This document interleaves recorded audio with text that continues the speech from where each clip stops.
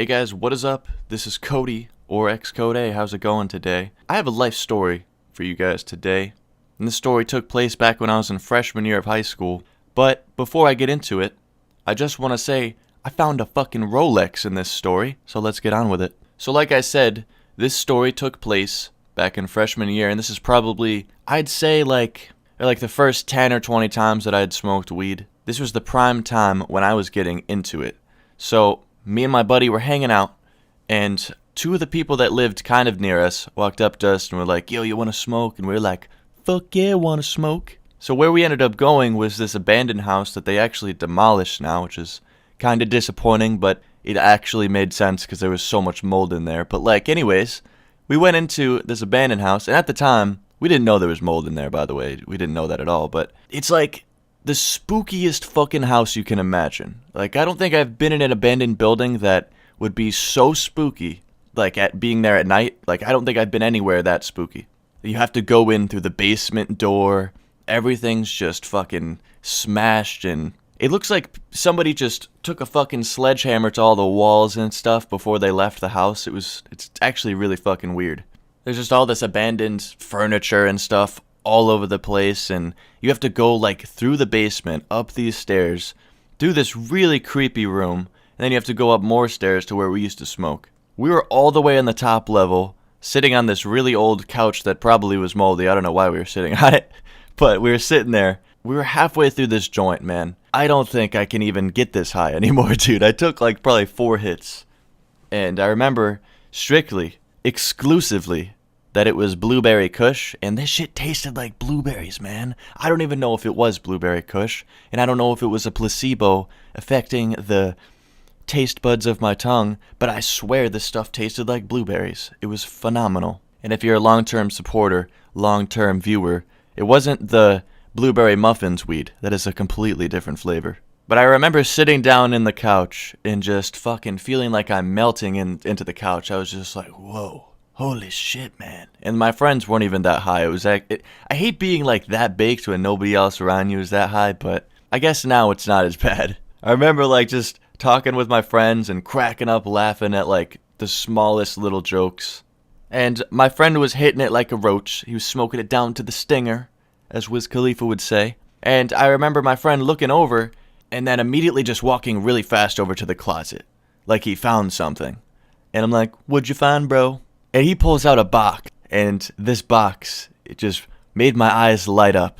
Alright, this is just like the holy grail of finding something. It was a Nintendo 64 box. Could you imagine the hype? Could you imagine the ones in the chat? Could you imagine the excitement of finding a Nintendo 64 in the fucking box? So I'm like, oh shit, PogChamp, oh shit, open that shit up, bro. So he opens it up, and there's just a bunch of cardboard in it. I was so disappointed. So disappointed, man.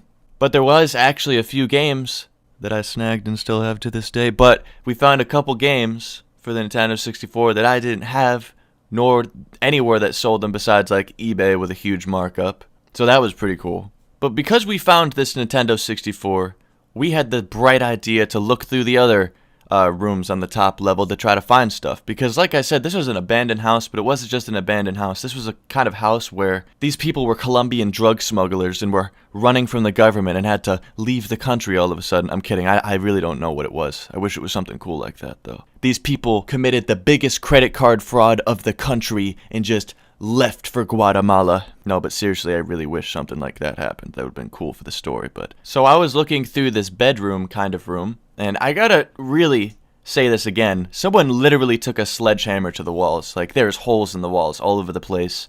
Fucking the ceiling's coming down. It's really not safe. Shouldn't go in buildings like this. And I'm looking through this box of pictures, and first of all, looking through someone's pictures is just kind of weird. It's almost like you're on Facebook at 3 in the morning and you accidentally scroll through someone's 350 profile pictures and then feel like a creep. Kind of like that. We've all been there. Don't even fucking say anything in the comments. So before I get to the prize gem of the story, I literally found a picture with someone drunk, passed out on a fucking bed, and someone duct taped a dildo to his face. Don't ask me why, There was a picture of this guy's house. It was so funny. I was laughing so hard at that. But then underneath all these pictures, I see something shining. You guys know what it is because it's definitely titled in the video. I found a Rolex watch. Oh my god. I didn't even know it was immediately. I just thought it was a cool watch. It wasn't like a really, really fancy one. I don't know what the value of it was. I wish. I pick it up and I'm like, whoa, dude. This is a cool watch. And my buddy comes over to me and he's like, dude, do you know what that is? And I'm like, no, I don't know what that is. And he's like, that's a motherfucking Rolex, dude. And I'm like, what? Aren't those like fucking 20 grand? Like, aren't there some Rolexes that are fucking expensive? Could buy a boat with it? And he's like, fuck yeah, it is, bro. And it even said like the little Rolex. It had a little serial number on the back and everything. Man, it was so cool. I think it was like, probably like a silver watch or something. It wasn't gold or anything crazy, like I said. It wasn't diamond encrusted. It was just a simple, like, looked like a silver Rolex watch. I'll try and find a picture and put it on screen what it looked like. I don't know if I will though, so don't write in the comments that, oh, Cody didn't put it on screen. It's probably because I couldn't find it. So at this point, I put it in my pocket, and I didn't really think too much of it, you know, because I was pretty young. I didn't really know the true value of a Rolex watch. I just knew it was expensive, so before we left, my friend was like, dude, can I see that Rolex? I know a little bit more about Rolexes than you probably do. And I was like, okay. So he took it, and then me and my friend got into a conversation. And it led to just me being really stoned and kind of forgetting about the watch. I'm not gonna lie, I actually kind of forgot about it. So we left the house, and we're walking all the way back to my friend's house. And as we're walking to my friend's house, one of my friends decides to depart. Like, he's like, all right, guys, see you later. I'm gonna walk home. So right as he's walking home, and I'm like, wait a minute, bro, wait, you still got that watch?